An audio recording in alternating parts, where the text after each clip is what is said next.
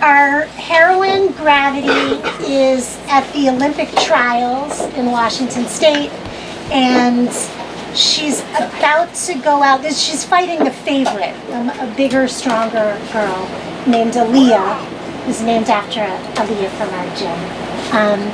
And Gravity's about to go out for the second round. She bounced on her boots and gazed across at Aaliyah. It was strange. Somehow she just knew she could not lose. Aaliyah started every round aggressively, so Gravity held back, moving laterally along the ropes to draw her in. When the old champion complied, her hazel eyes glazed with fatigue, Gravity spun her, landing a right-left to the body, then danced back out to center ring. Aaliyah rushed in again, missing with the right. Gravity dug for another two-piece downstairs, and that was when it happened. Aaliyah stumbled. Not enough for anyone else to notice, but Gravity understood.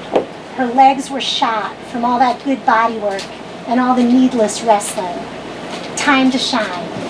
Gravity drew her weight back like a slingshot. She had long arms, and Coach had taught her to throw very straight to maximize her reach and power. The lead right hand made a beautiful sound as it connected with Aaliyah's cheekbone, and so did the left hook that struck her temple. Aaliyah looked stunned, so Gravity followed with a jab cross hook combo, rolling left. She didn't hear the 8 count until the referee yelled at her to go to the neutral corner. The bell rang on 7, ending the round. "That's what I'm talking about," said Fatso. She waved away the stool, too hyped up to sit.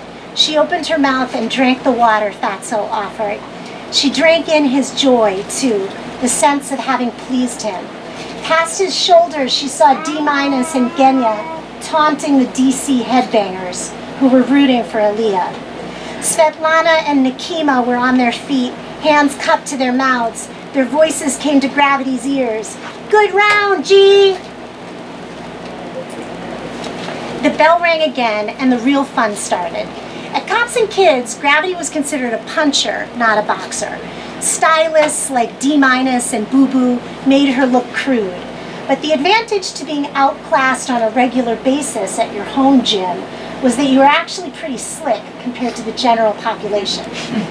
Gravity boxed that last round against the hard-hitting Seattle dock worker at a level she had never before attained. She knew it was special as it was happening. In the spacious sense of time that she experienced, she found herself recalling Svetlana's advice back in their tiny locker room: take control of the rhythm. It was like she was catching some basic pulse that spiraled over the square canvas and deep down into the earth. She risked strange combinations that she had written in her journal but never tried. She danced to the right. She threw as she moved. Her hands found all the open places, and she felt so filled up, like she had more power than she could ever use.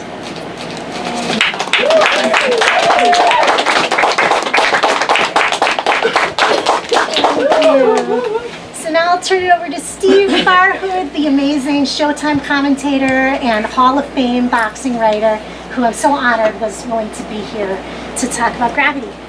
Thank you, Sarah. So I think what that passage shows is, one, you're a great writer, and two, you get it. And I think you get it because you did it. It's not so easy for someone who's never boxed to understand what goes on. I saw a quote from you I'd like to start with. You said, "Boxing cleared the way for me to be a writer." Explain that. Well, I think boxing taught me to lose, Actually, like, it taught me to try my hardest. I think this is something all boxers understand. Like, that first time you get in the ring and you try your hardest and you just think, like, they should go down, but you don't win your first fight, you don't win your first sparring. It's very humbling, but you get back out, you go in the gym, the next day you're not embarrassed. You might be embarrassed, but you pick yourself up.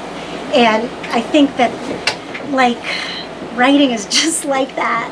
You have to take so much rejection, and also you you put yourself out there, you're vulnerable, and you take hits, and you keep going. And also, you're never quite as good as you want to be.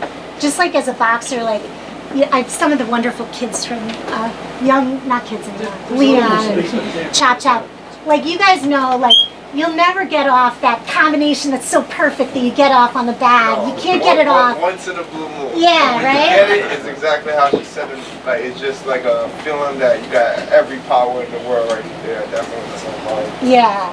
And once in a while it happens in a book, but mostly your book that you write isn't as good as the book in your head. Right. But you still have to be happy with it and, stand behind it. So that's what I meant. Everybody here knows you, so they probably know you boxing Golden Gloves, was a champion of New York Golden Gloves. What year was that?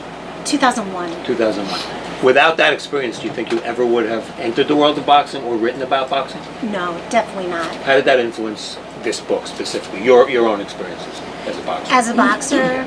Well, I guess it really influenced the fight scenes. Like, sometimes I think fight scenes are not that realistic in movies or the way they're described, Intentionally so. Yeah. So I wanted to show people what it's like and the way that a fight can be about different things. Different fights can be about different things for you. Like, one fight is just about pushing through fatigue.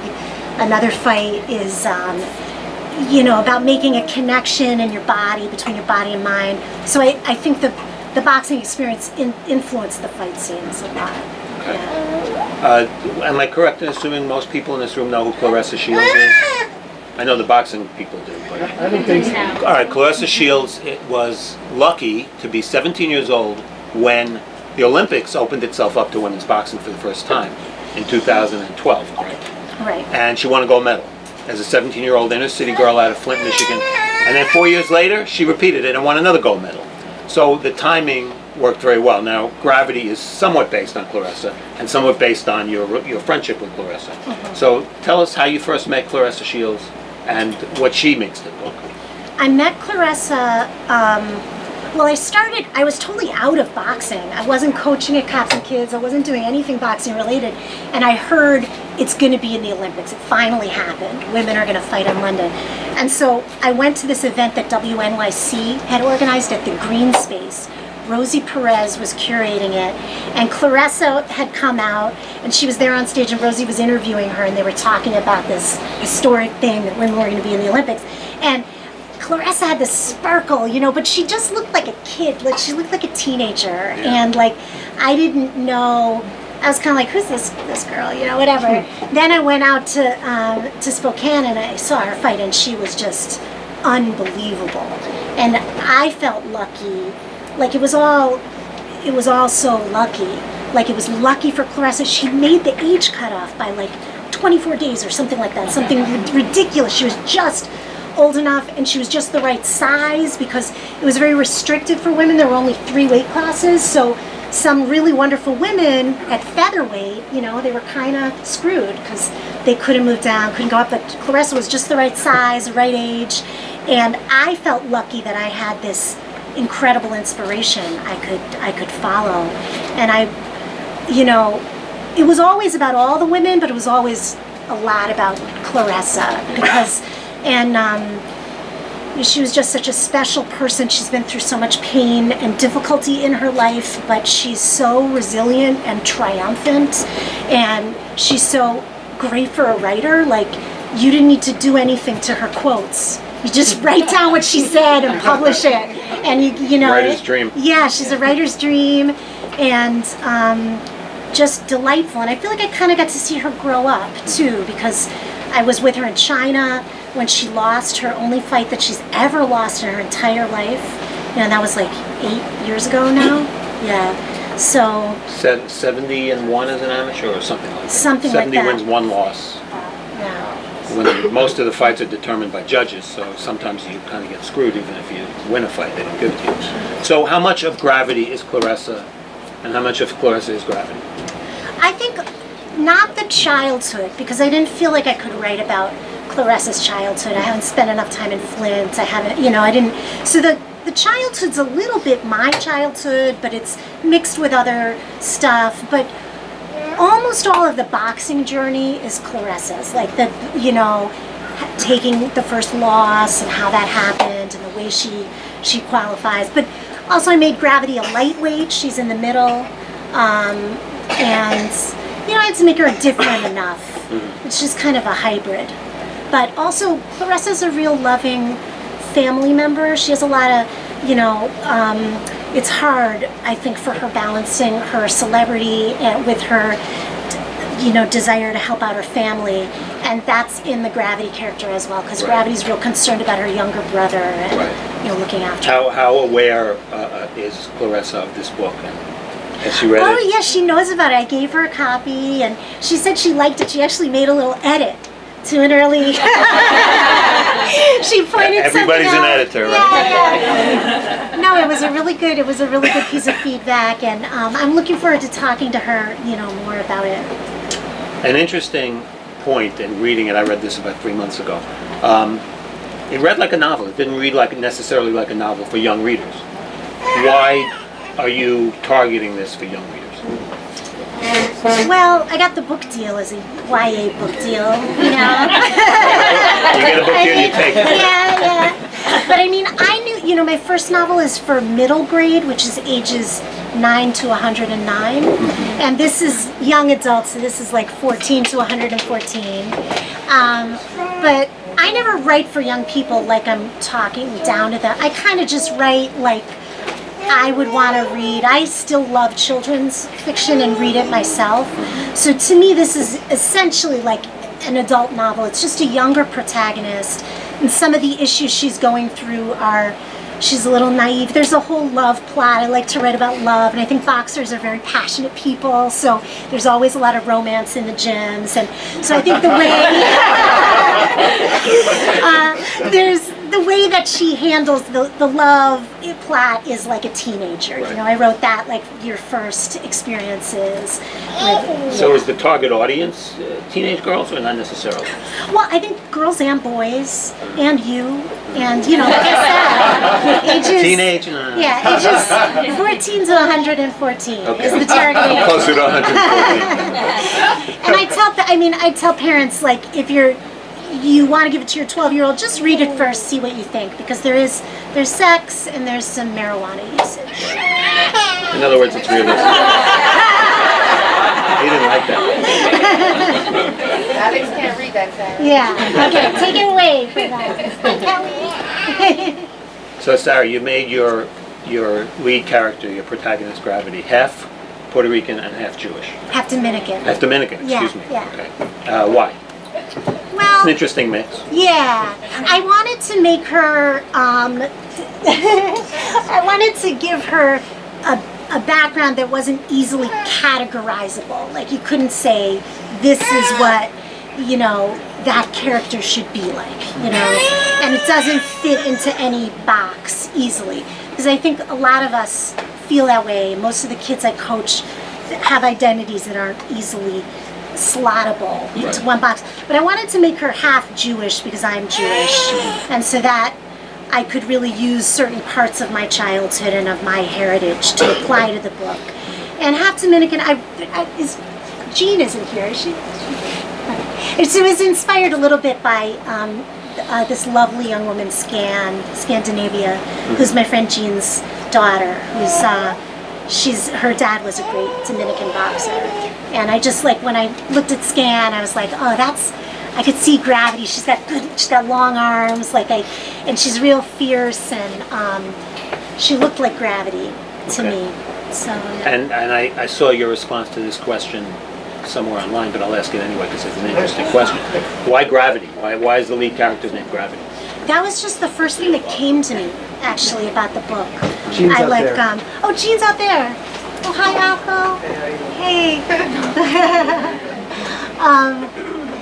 Well, I called her Gravity because I wanted to assert the seriousness and heaviness of women and our talent. I was a little bit thinking of, like, the unbearable lightness of being that I loved, and there's in that book, like, the man is light and the woman is heavy. They say that, and I was also thinking of this quote from this is too complicated, but in the Mahabharata, there's this moment when there's this God questioning his sons, and he asks them this series of questions, and they get all the right answers, and so they win. And one of the questions is, what is higher than the sky? What is heavier than the earth? And the answer is, the mother is heavier than the earth. The father is higher than the sky. I don't know. It's just this sort of idea of heaviness. I also liked, she's a lightweight, and also boxers are so obsessed with what we weigh. Everything's by weight. But really, just this feeling of like wanting her to be taken seriously, and like I want to be taken seriously. And so it came from maybe that restlessness with being taken lightly sometimes as a woman. Okay. What was your intention with your lead character to portray her as a young female boxer, which of course you knew a lot about, formerly being a young female boxer, or more of a universal kind of character that wasn't necessarily the way she was because she was a woman? Oh, yeah, no, I definitely didn't want to, it's not just because she's a woman. I didn't want to gender her so specifically, but I was interested in the expression of anger in a woman, in the way that, I think young women are often censured for anger and aggression, and we're hemmed in from the time we're young. And I wanted her to be angry, but also really like loving and nurturing. She's really nurturing and loving to her younger brother, but she has this rage inside her that only has expression in the boxing ring. And I think that's very common for a lot of us who box, right? Like it's like this place that you can let it out and channel it. So yeah. It's interesting because there are a lot of people around my age, I'm 62, and I've been in boxing a long time, men like me, who won't accept women's boxing. You know that, you've come across it. Yeah. They don't think women should be bleeding in the ring or hitting the head or whatever. My response to that is, why should men be getting hit in the head? But I do think, as someone who covers the sport, women bring a unique dynamic to boxing because they are different than the men. Very often their motivation for getting into boxing in the first place is different than the men. How many women started boxing to lose weight? A lot. Right. Men tend to get into boxing because usually they have no other way out. It's an answer, for their living conditions. And also the women are so much better with the press because they're more verbal. They're more adept at being verbal. Yeah. And that comes across with a lot of them. So I think that there's a lot that the women have in boxing, whether amateur or professional, that the men don't. One thing that comes across in the book very clearly is your love for boxing, obviously. You love the sport, you still love the sport even if you don't box anymore.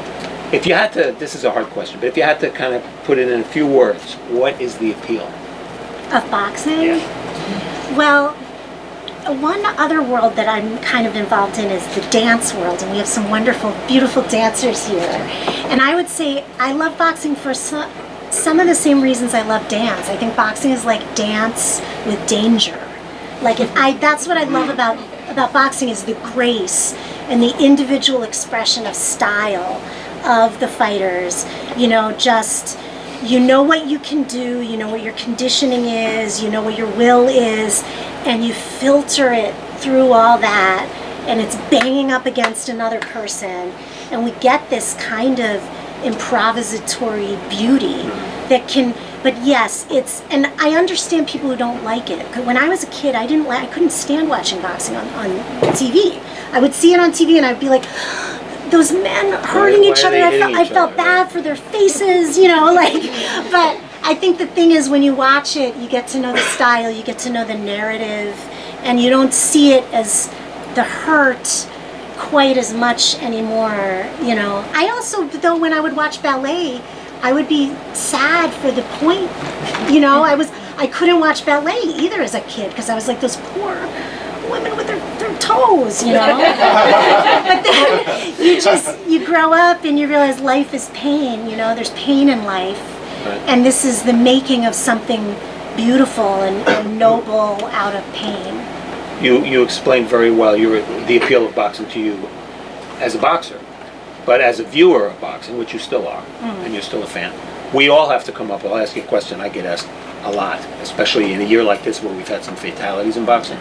How do you justify, how do you deal with the emotion of seeing people not just get hurt in the ring, but die in the ring? Yeah, well, that's hard. It's really hard. And I mean, we all. Did you know Patrick too? I knew Patrick Yeah. very well. Yeah, one of the nicest Yeah. kids. And he did not. The sad thing. This is Patrick Day, a fighter from Long Island who passed away after a fight from brain damage about 2 months ago. And the sad thing about Patrick is we talk about boxing as a way out. He didn't need to box. Yeah. You know. But Yeah. He was the last person you would expect that to happen to. He was like the Prince Charming of boxing in New York. So I think you have, I mean, we have to mourn, like, and there's no easy answer for it. But I guess I feel lucky in that the program that I've been part of coaching at Cops and Kids with Pat Rousseau, who's here, is, you know, we do create real positive benefits in our young people's lives, you know, with tutoring and creating pathways to careers and to higher education. So I console myself with that, you know, and I think that we're really trying to teach kids good defense in the ring and good conditioning so that they don't get hurt. But it's a sport with a dark side, you know, and I think that we all will, that's on our karma, those of us who profit from the sport. I mean, it may be simplistic to suggest, but man is violent by nature, no? I think so. We curb it as best we can, but, Yeah. you know. And when I say man, I guess I'm including woman. Yeah. Yeah. So, Sarah, is this a one and out for boxing books, or certainly not boxing writing? I know you probably will do more of that, but what about your future as a writer after completing a book that you said you were, I have the quote exactly here, this is a novel I've basically been waiting to write, that I've been writing all my life. Yeah. I don't really know what's next. I guess I might be done with boxing writing though. I mean, this is kind of like everything I Doesn't had take to much. say, right? Trust me, trust me. Oh, well. Yeah. We're 22, just Okay. 22. 22 minutes. Okay. Okay, you want to take some questions? Sure. Is that a good time? Yeah, thank you. Sure. I'm curious on your take on the MMA, because we were talking about fighting and the brutality of boxing. I don't know that much about boxing. I come to this from an art perspective and a dance world perspective, but I'm a huge supporter of Sarah's. But just the MMA aspect, which is kicking the face and all of these things, I'm just curious what your take is on that. It seems like a whole other level of violence. I don't know. Some people think MMA is more violent. Some people think, I mean, in a way, one thing that's good about MMA is you can submit, you can tap out. Whereas a boxer who quits is labeled a coward. And that's one thing I really appreciate about MMA, Yeah. you know? I mean, I'm not, I can't watch MMA with that eye I can bring to boxing and see all the beauty and all the strategy. But I have a lot of respect for it, you know? I think maybe the culture around it is a little bit more like brutal and macho than boxing, but maybe, I don't know if that's true. Yeah, and I think the demographic of who watches it is very different from boxing. Boxing, I always draw the line somewhere around 40, 45 years old. If you're older than that, odds are pretty good you like boxing and you don't like MMA. If you're younger than that, you probably like MMA and maybe you haven't been convinced about boxing. But there's a certain instant gratification to MMA that you don't necessarily get in boxing. MMA. Mixed martial arts. Yeah. So that's where you can I see apologize, it. sometimes- Here, if anybody Yeah, wants there's to an sit empty down. seat. And maybe, Someone should sit down just to make a little more space. do you guys want to step, Kevin, would you mind, could you step like forward, like in a crowded don't block the subway? camera, Oh, though. don't, oh. You can't stand here. Oh, okay, I forgot Sorry. there was a camera. Yes. Sorry. Sorry. Any other questions? Any other questions? Yes. What was the most challenging part of writing this book for you? I think getting the origin story for the character was really hard. And the beginning, getting the beginning, like, then, you know, I started it, I wrote a lot I wrote so much that I threw out, you know. But I did a whole version that starts when she's before she gets to the gym and all the emotional trauma and why that. I was talking about you earlier. Okay, but then I decided, oh no, I just want to start with when she walks in the gym, the first day she walks in the gym, and that was actually like a big breakthrough, and then things came easier after that. Yeah. So did you write it in order, or did you write the easy parts first and then? I jumped around. I did write the end kind of earlier. I wrote it in Colombia when I was visiting Raquel Ruiz, who's the inspiration for Carmen Cruz in here. And I had a fabulous trip with her in Cartagena, and I wrote the very last scene there. So yeah, I jumped around. The last thing I put in was a little more about Rio, because I felt that, I think Michelle gave me that feedback, that it ended a little fast. I needed a little more decrescendo. So that was nice, because I was able to write a little bit more about the Olympics in Rio, which I was lucky to get to go see. You have a question about that? Yes, way in the back. Can you talk about the space between the punches? Julie with a typically deep question. Well, you know, it is like music. You know, I do think about the rhythm of it. Like, sometimes one thing that happens in between punches is you faint. Like can you show what F-E-I. can you show what a faint looks like? So he's like, you know, like I don't know what is gonna happen, because he's doing these shoulder movements. Like, so feints, like, it's like you fake a punch, you know, but don't throw it. A lot of stuff happens in between punches, you know. You're trying to throw off your opponent so you can take the momentum, I think. Do you have anything to say? No, the only thing I'd say is it pisses me off like crazy when I hear somebody say, David, how many times have you heard this? I get in the ring with Mike Tyson for $1 million. People don't get it. You know? Everybody can do this, and everybody, at least when they were a kid, got into a fight. It's very elemental, it's very natural. But when you watch boxing at its highest level, you begin to appreciate what these people are doing, and it's no different than the subtle skills of a hockey player, a football player, a baseball player, a basketball player. In some ways, it's even greater. And it bothers me that the uneducated person who might not ever watch boxing or only watches it once in a while doesn't get that. You know, you get it because you did it. Right. And it really is a sport of very subtle skill. It's not about who's the strongest guy and, you know, who has the biggest muscles. Matter of fact, muscles usually are a negative. So Yeah. it's a point worth making, yeah. Tina? When did you start writing the novel? Because weren't you writing journalistically about Clarissa before? Yeah, and I started it at McDowell Artist Colony in 2014, I think. And it was, the first thing I did there was finish this long essay about Clarissa for the Bittersweet Science, which was this compilation. And then I started the first pages of the novel. Before you went to McDowell that you'd be starting a novel? Yeah, that was the plan. Anyway, yeah. McDowell was one of the best things that ever happened to me. It's paradise. I hope they let me back. I have a question, Sarah. Yeah. Hi. And I'm one of those people that probably never watched boxing other than in movies, so totally uneducated about boxing. But what would appeal to me when I read the cover, and I haven't read the book yet, was the idea that you've centered a young woman and a young woman of color at the center of the story as the heroine.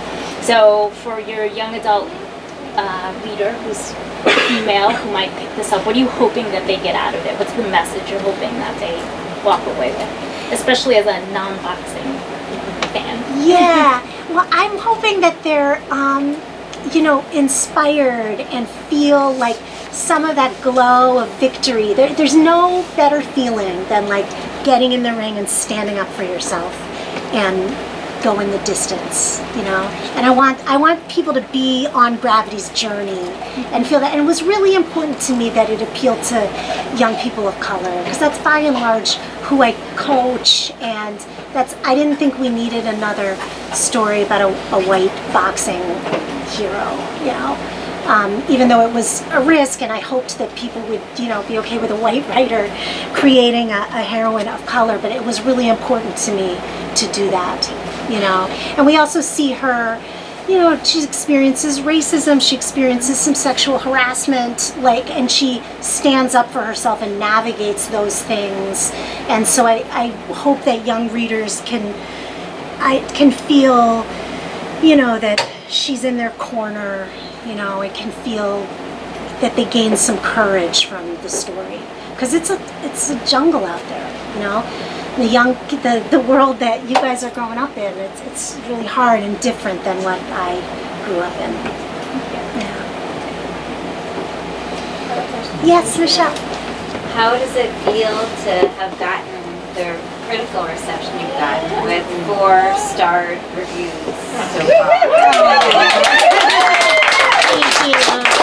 Yeah, Publishers Weekly Best Book of the Year.